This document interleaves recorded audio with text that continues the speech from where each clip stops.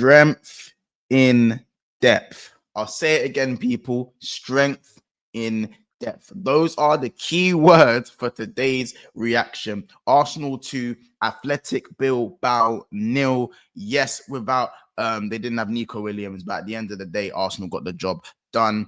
And listen, we're going to talk about how Arsenal have actually addressed the problems that they probably would have struggled with the year before that and the year before that. But before we do, make sure you smash that thumbs up button below. Let's get between about 400 to 500 likes and subscribe to the channel if we're new. We're trying to get to 23,000 subs. So would really appreciate if you guys get me to that number. But also, listen, we're speaking on Arsenal right now, and I think we need to have a conversation about Mosquera. He's done it again. It's another game where the passing accuracy through the lines, his reading of the game, he has slotted so well into that Saliba role as if he wasn't even there.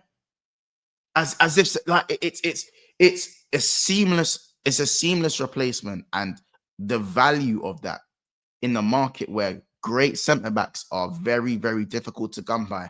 And it looks like Arsenal have unearthed a defensive gem in Mosquera. And when you look at his game, when you look at his position, you look at his strengths in his speed on the ball aerially, he hasn't really shown any weaknesses for Arsenal in his early stages so far in these first 3 games that we've seen him play. And yes, it's very early, but I'm just going off what I'm seeing. And what I'm seeing is another defensive juggernaut. And I think we'll see how the season plays out when he has to play slightly higher lines, when he obviously drops back, and the different types of opposition he's going to come up against. Because remember, this is a European clash. It's a European game where the football is different.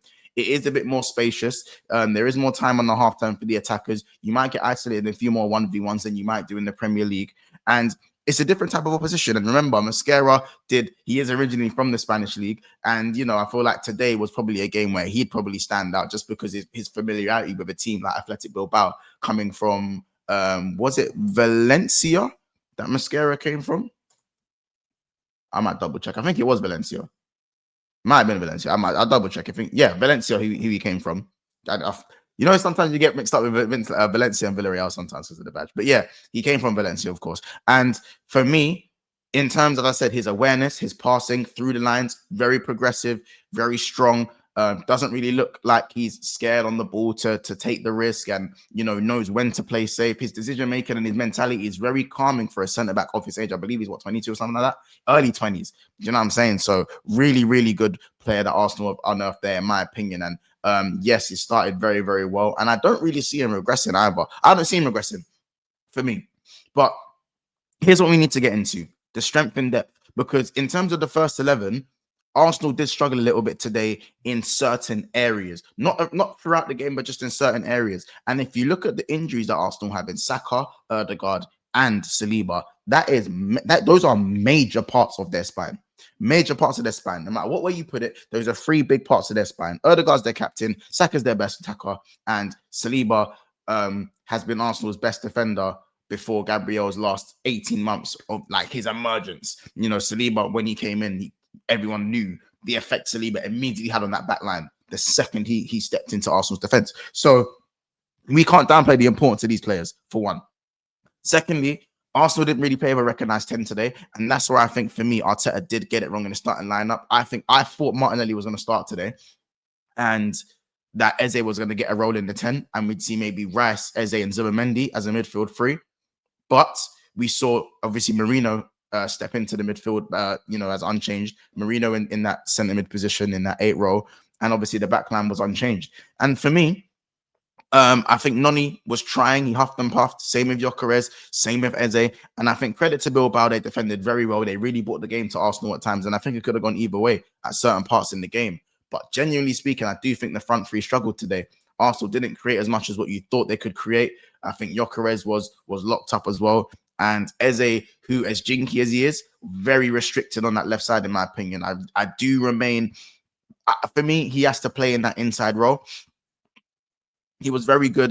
He was very good on the left wing against Nottingham Forest in the second half. But at the same time, I do think when the ball doesn't go over to that side, you are kind of freezing him out of the game a little bit. And I feel like when he's in that middle section, I did see him drift inside once, and he played a really piercing pass through the middle. And that was the Eze that I know. That was the Eze that we all know. So That one was a confusing decision from Arteta for me, but it's all about making amends, and I think he did get it right with the substitutions. The fact that as a Trossard and Martinelli, two players that came off the bench, changed the game. This is an example of Arsenal's strength in depth with injuries. Remember, I said that strength in depth, in spite of the injuries. That is the difference. It's not Martinelli and Trossard were starting many.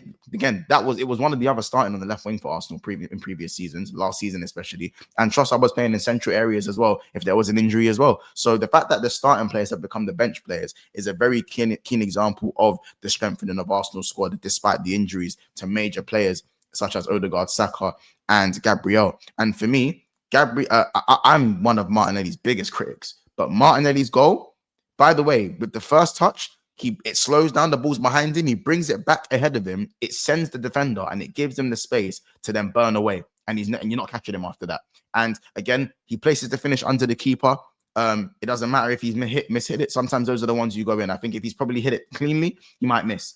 And that is a massive, massive goal at a crucial moment where the game could have easily been getting away from Arsenal and easily could have ended up a draw. I didn't really see Arsenal conceding, but the game easily could. These are the type of games that can end up a draw, 0-0 away from home. Desi away from home, and unfortunately, these are the things that can happen. So you look at it, in that vein, in that vein of thought, and I generally feel like Martinelli is going to have a fire in his belly to try and prove people wrong about maybe what you can do on the left wing. I don't think Martinelli is good enough for Arsenal personally. As a squad player, I do think he's fine to have him in the squad. But if he's going to come off the bench and be electric like that, keep him. That is something that can run. It can 100% run. And then Trossard as well, tricky, very good in front of goal, can use both feet, is someone who can be utilized as a squad player. Not to be relied upon, but a squad player. And as I said, strength and depth, man. In terms of a man of the match, I personally just want to give it to Martinelli because of the effect. Goal and an assist off the bench. Direct, done what he needed to do. And what can you say? Do you know what I'm saying? What can you say? I'm not going to speak too much more on the game. I just feel like, again, strength and depth are the key words. And Arsenal's squad is very, very strong outside of that first 11. So, we'll see what happens going forward. We'll definitely see what happens going forward. And yeah, you got to say, for me, it was a difficult watch at times, but boy, oh boy, Martinelli has proved some of the doubters, including myself, man. But listen, we'll see what happens in the Champions League. It's 3 points for Arsenal. We're going to go and obviously watch the Spurs game and whatnot. I'm recording this at halftime, so I think they're 1-0 up from the own goal. And obviously, yeah, man, we'll speak, man. Listen, guys, make sure you smash the like button. Make sure you subscribe to the channel and all them things there. And let me know who your man of the match was. You know what I'm saying? Chat to me. Arsenal's defense looking crazy. Really good strength and depth. Good win from them. And even in spite of their attackers not performing well, they went and got the win. And what more can you say? What more can you expect from a performance away from home, to get a result away from home? Sorry. Anyway, guys, listen, subscribe to BSB and we'll see you guys later for the match reaction on live.